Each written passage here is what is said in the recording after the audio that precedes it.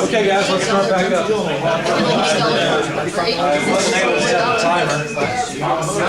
All right, so the answers for the next exam are.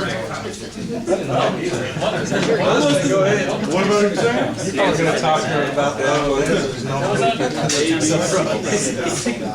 Okay. So far, we've looked at a double pipe heat exchanger problem, right? Well, how many double pipe heat exchangers are there out there in this industry? Well, not very many, at least not any that I know of. So let's talk about something a little more interesting than that. What about cross-flow heat exchangers or shell and tube heat exchangers? Well, how do you integrate along the length of a shell and tube heat exchanger? Remember, they have baffles in them, and so the flow is very complicated. So what are you going to do for that? Well, what's done is basically you pretend. You didn't think that you'd hear that in engineering school. Let's pretend, right? You pretend this is a shell and tube heat exchanger, and then you just modify the results. Right? You just use a correction factor essentially to make it right. Okay, great. Well, we've got a whole bunch of correction factors. In fact, this is one of the pages you should mark in your chapter. So let's find a page number for you. Pardon me, so you can mark it. Yes, page 720. I would highly recommend a tab on this page because this is the tab that will help you correct the log mean temperature difference method that is only good for a double pipe heat exchanger so that you can use it for shell and tube and cross-flow heat exchangers. All right. In fact, the first two charts are for shell and tube heat exchanger correction factors. The next two charts are for cross-flow heat exchangers. Okay. There's a lot of detail here you could jump into. The upper chart is for 1 shell pass and 2, 4, 6, any multiple tube passes. Okay? What is a tube pass? Well, it's where a set of tubes goes through the heat exchanger. If it goes through twice, okay, like it does here in this U shape, well, then that's 2 passes, right? Because basically the tube passes twice through the shell.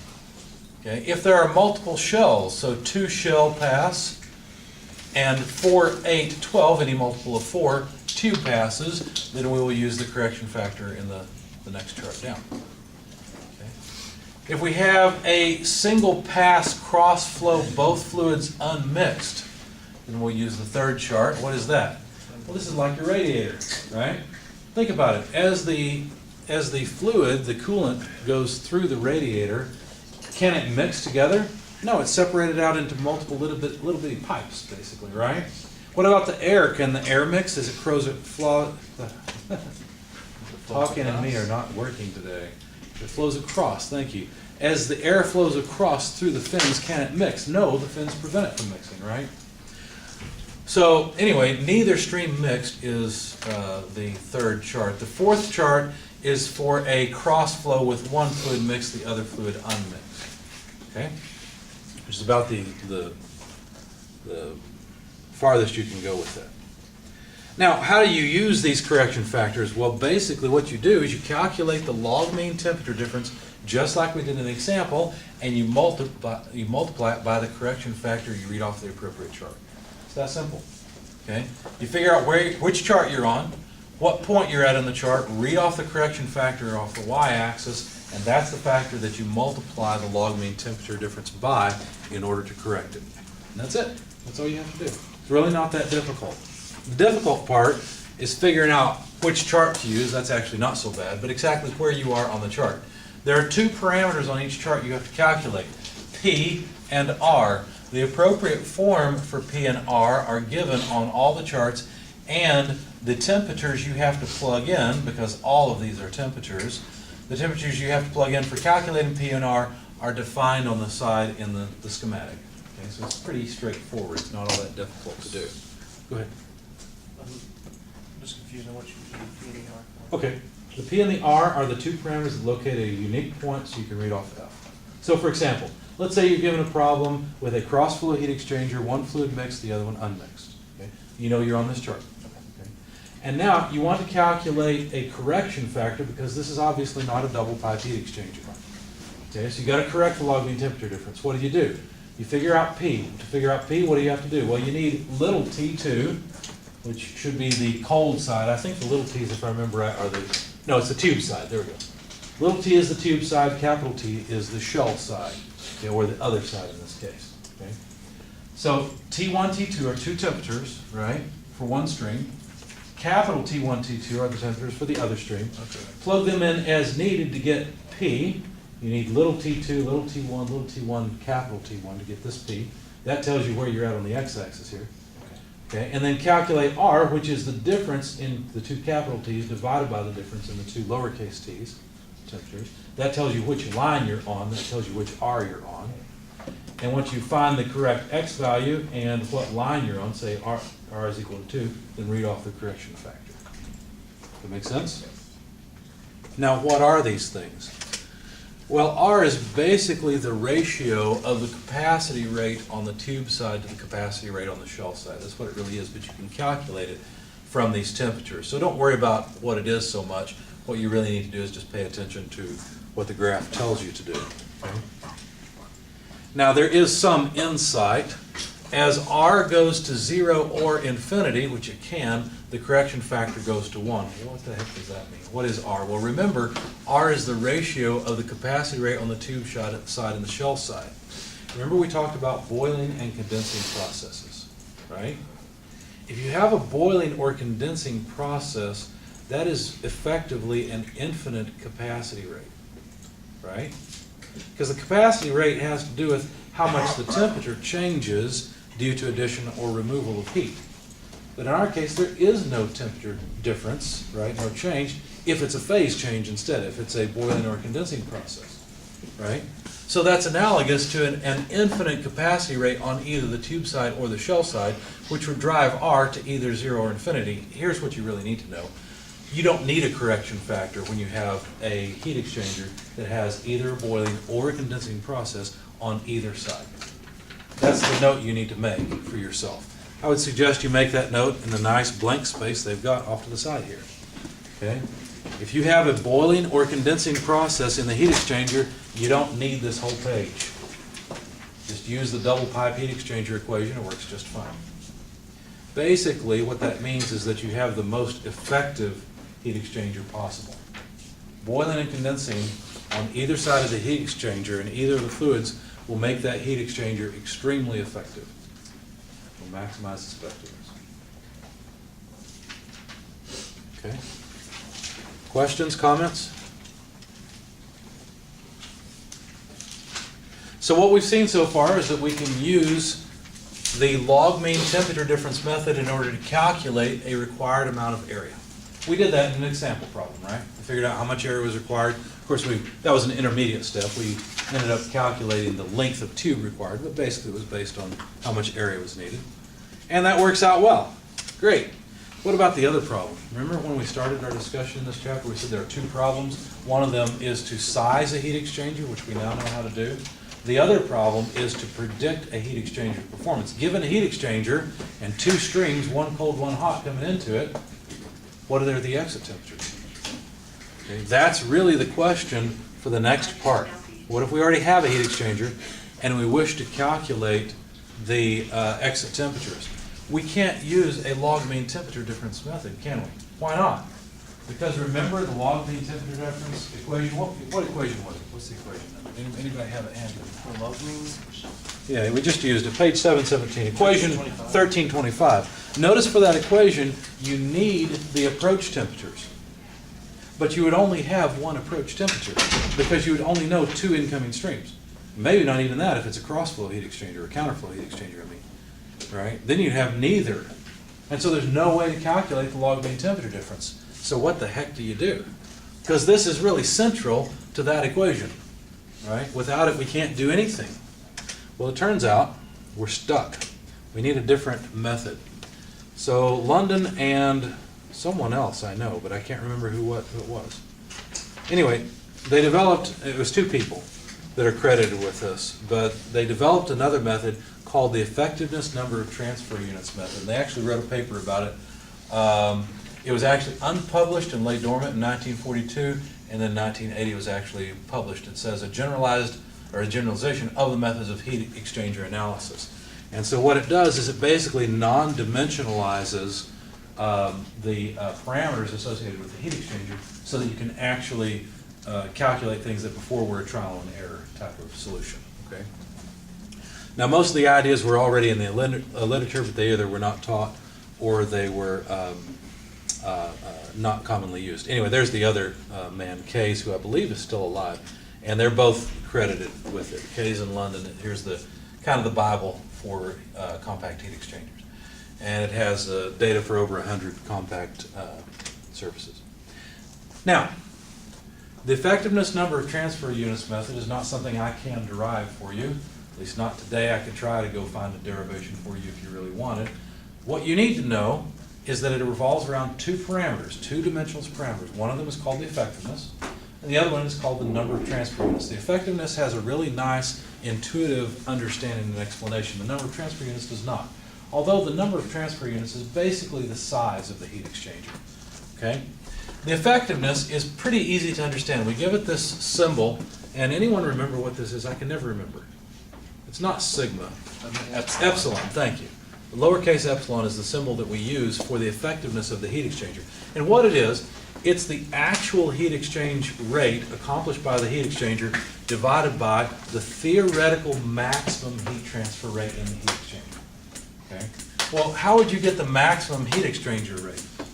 Well, you would multiply the capacity rate, there are two of them, we'll talk about this in just a minute, by the temperature difference between the hot stream in and the cold stream in. Because think about it, the highest temperature difference is going to provide the largest heat transfer rate, correct?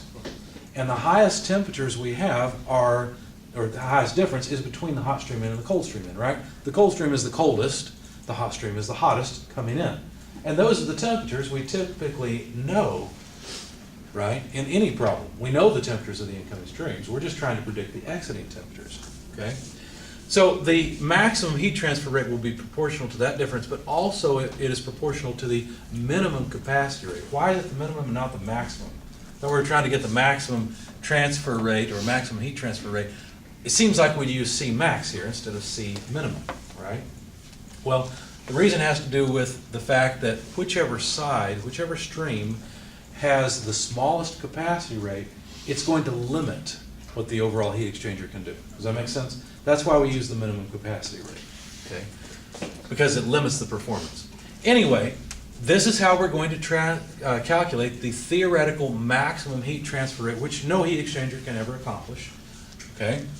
And then we can take that as a ratio to the actual heat transfer rate and call that the effectiveness of the heat exchanger. So to figure out which side has the minimum capacity rate, what you have to do is calculate both capacity rates, the capacity rate on the hot and the cold side, and just select whichever one's smaller, call that C minimum. The other one we call C maximum, or C max, okay? And then what we're going to do, we're actually going to rearrange this equation because it turns out we will be able to calculate the effectiveness of the heat exchanger, and so we'll essentially rearrange the equation and use it to solve for the actual heat transfer rate, and we'll get the effectiveness somewhere else. Does that make sense? So effectively what happens is we know the temperature inlets, right, on the cold and the hot side. We can calculate the minimum capacity rate.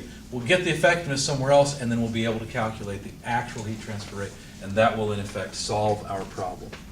Okay?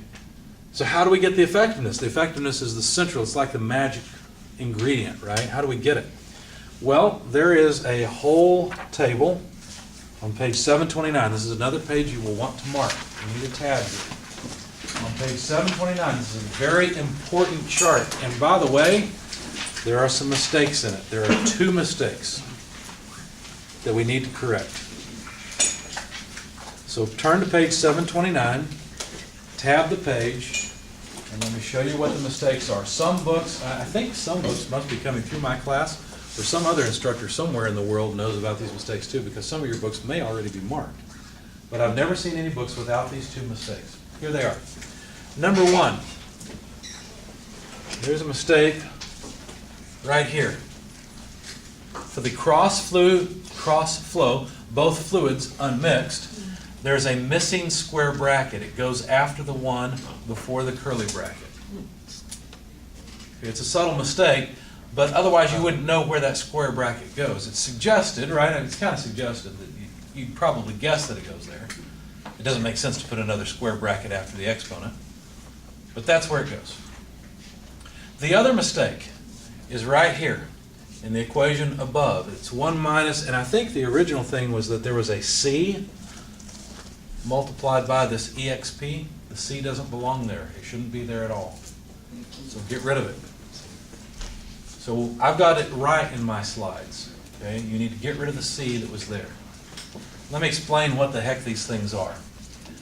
Number one, that c that was there is repeated many other places, and it is necessary many other places. Okay, what is it? It is defined as the ratio of the minimum capacity rate to the maximum capacity rate. It's called the capacity ratio. Okay, so there's names for all this stuff. If you remember them, great. If not, that's okay. So now we've got three different C's floating around besides the heat capacity. One of them is the minimum capacity rate. Could be the hot side or cold side. One is the maximum capacity rate. And now we have the capacity ratio, which is the ratio of the two capacity rates, which is always less than 1 because you always put the smaller one on top.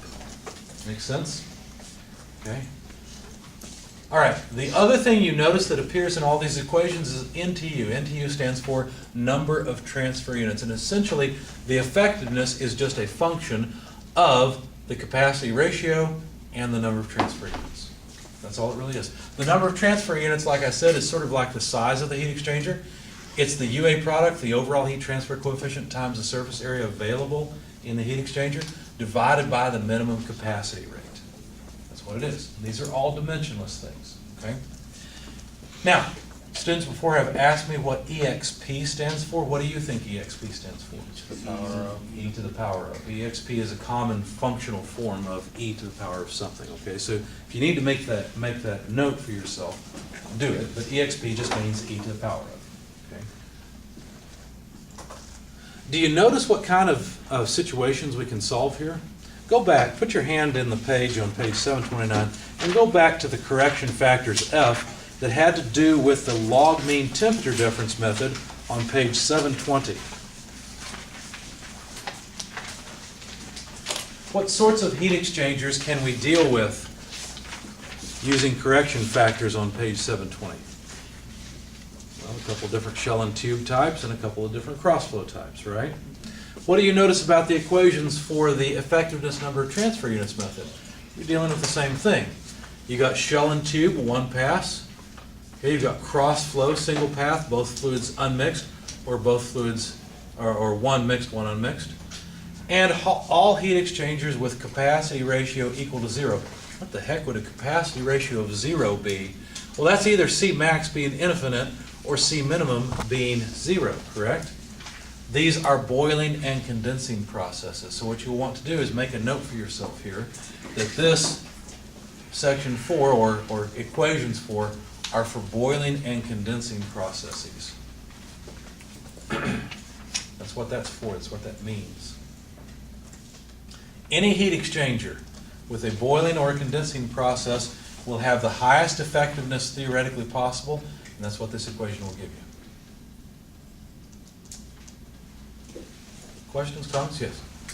On the equation where you said C Yes. missing or whatever, do we need to fill it in or do we need to cross it out? Just completely cross it out. We don't need it at all.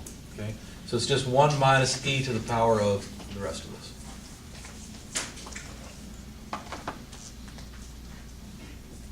Now, these equations are, well, this one is a curve fit equation. I'm not sure exactly how the rest are derived. I don't worry about that, I just use it.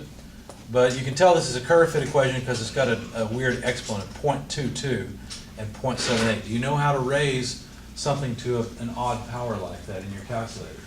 If you don't, you need to figure it out. Okay, it's not a square root. It's not a cube root. It's to the power of 0.22 and 0.78. Okay, so just make sure you know how to do that in your calculator. All right? That's the method.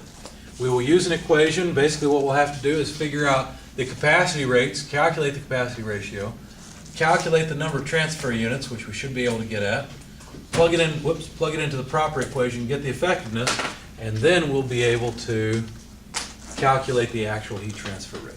That'll be our general strategy for solving these problems. Once you've got the heat transfer rate then you can calculate the exit temperatures, right? Because you can simply use an energy balance at that point around the cold stream or the hot stream. You know the heat transfer rate, you know UA, right? And so you can, or the, I'm sorry, not UA, you know the capacity rate for each side, and you can calculate the exiting temperatures. Okay, now, this won't make a whole lot of sense until you see me go through it. Let me point out one more thing, and then we will go, well, a couple more things, and then we'll go through the last example problem. I had hoped to get through another example problem and give you some time on your project. We'll see if that happens. Okay, go to the next page, page 730. Remember how in chapter 9 we had equations and charts and both of them gave us the same thing? Well, if you look at page 730, you'll notice you have a bunch of charts that actually are the exact same thing as the table on the previous page. So just like before, I would suggest that you calculate the parameters that go into the charts, use the charts to get the effectiveness, and then go and use the equation to come up with the effectiveness. That way you got the number from the chart, you know about what it should be, and then you use the equation to hone in on it and get it just right. Does that make sense? Now, it is a bit of work to use these equations, especially with your calculator. There's no point in making you do work that's already been done. If you notice in the homework for chapter 13, I have actually made a nice spreadsheet for you that includes all of these equations. So if you look in the homework, it'll come up. We seem to be having internet access problems. Anyway, there's an Excel spreadsheet. Just download it, verify that you know which equation's which, and you're good to go. Okay? However, I still say it's a good idea to use these charts. Get the number of transfer units, figure out the capacity ratio so you see which line you're on, read off a rough effectiveness, and see if Excel is giving you what you expect. Okay? So it's pretty easy to use. That's not all there is to it, however.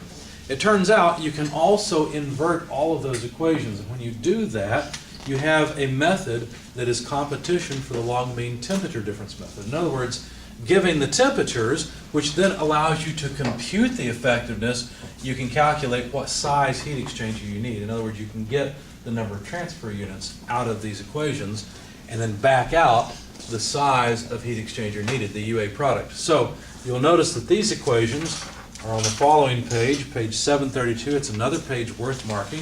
It's basically just all of those equations inverted.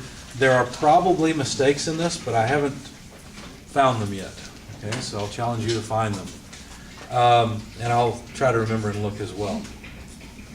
Okay, this is essentially competition. So in other words, we don't really even need the log mean temperature difference method. We can use this effectiveness number of transfer units method to do either heat exchanger performance prediction or heat exchanger sizing. Okay, now I understand that the details of how you would actually do this are very fuzzy and may even seem to not exist at this point in your mind, okay? I'll show you the details in an example problem. And that's the end of the slideshow. So, Mr. Hubbard, please watch the example problem videos.